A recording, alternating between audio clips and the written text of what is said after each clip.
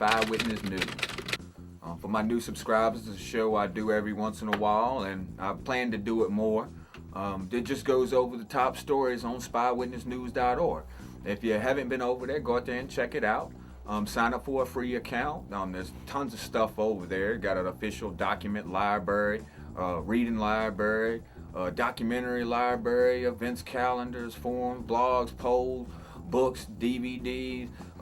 It's got a heart watch, a user's lounge, video chat room, audio section where you can upload and download audio. And also, once you get out there and sign up for your free account, you can there's a button at the top where you can be a Spy Witness News reporter, and it's free to upgrade your account, and you can post news on the front page. Anyhow, let's check it out. Oh, the big news, the health care reform bill was passed. I was checking out CNN yesterday and I watched it, and I mean, it was just crazy. I mean, the whole thing is just crazy. I had the backroom deals going on, the scheming and the scamming, the plotting and the planning 24 hours a day in that place, man. That's all they do. Since they passed it, there are a number of new tax increases in the health care bill, 19. The number of tax increases that unquestionably violate President Obama's firm pledge not to raise any form of taxes on families making under $250,000 a year. 7. Gonna hire 16,500 more IRS agents needed to enforce the Obamacare. The new tax mandates and penalties included in Obamacare will cause the greatest expansion of the Internal Revenue Service since World War II. Scores of new federal mandates and 15 different tax increases, total $400 billion, are imposed under the bill that was passed yesterday. In addition to more complicated tax returns, families and small businesses will be forced to reveal further tax information to the IRS, provided proof of government-approved health care, and submit detailed sales information to comply with the new taxes. You know what it reminds me of? It's going to be, and I know they're going to enforce this too, because they're going to make you get this. If you don't get it, they're going to fine you. And if you don't pay the fine, you're going to jail. That's in there. It's in the bill. I mean, come on. This is just absurd. And I guarantee you go get your driver's license.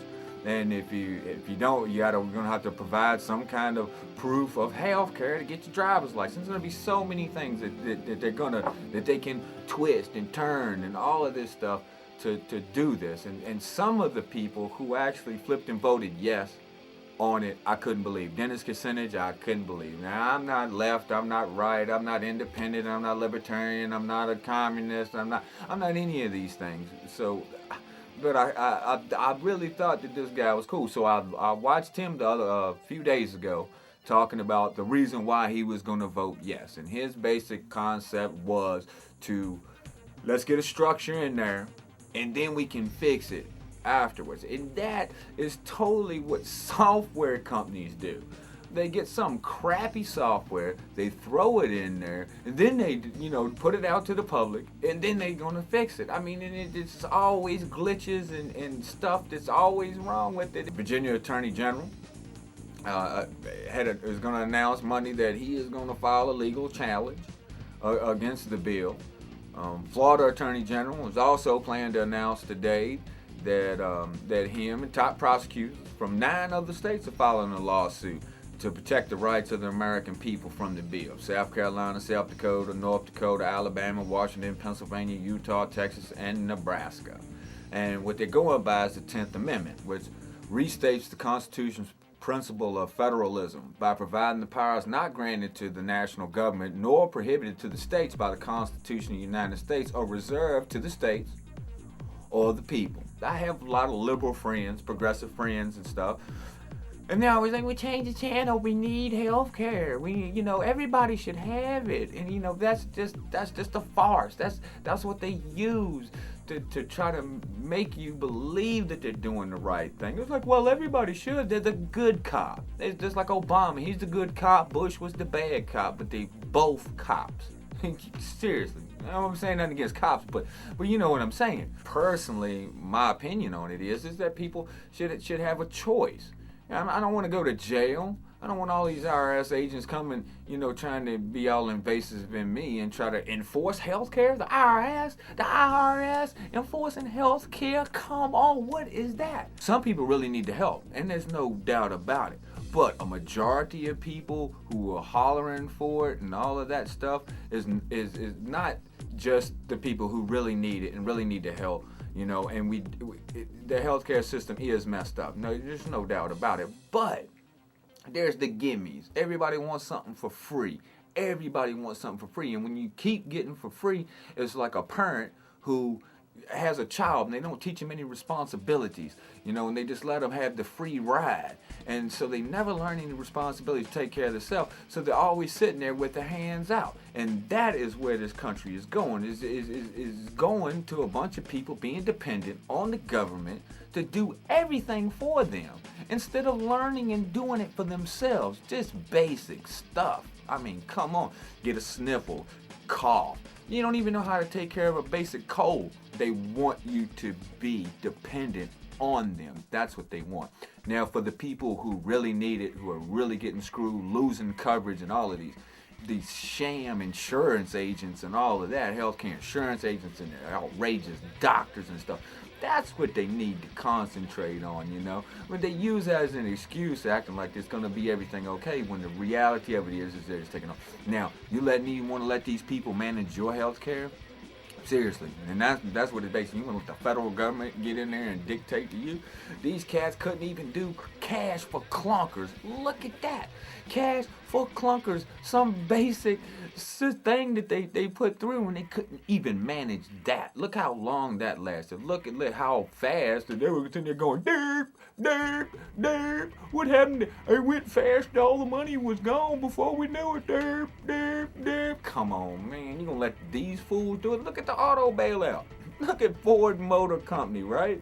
President and CEO made $17.9 million last year, 1% more than the year before, as the company struggled through the worst U.S. auto sales market in decades. Now, come on. Seriously.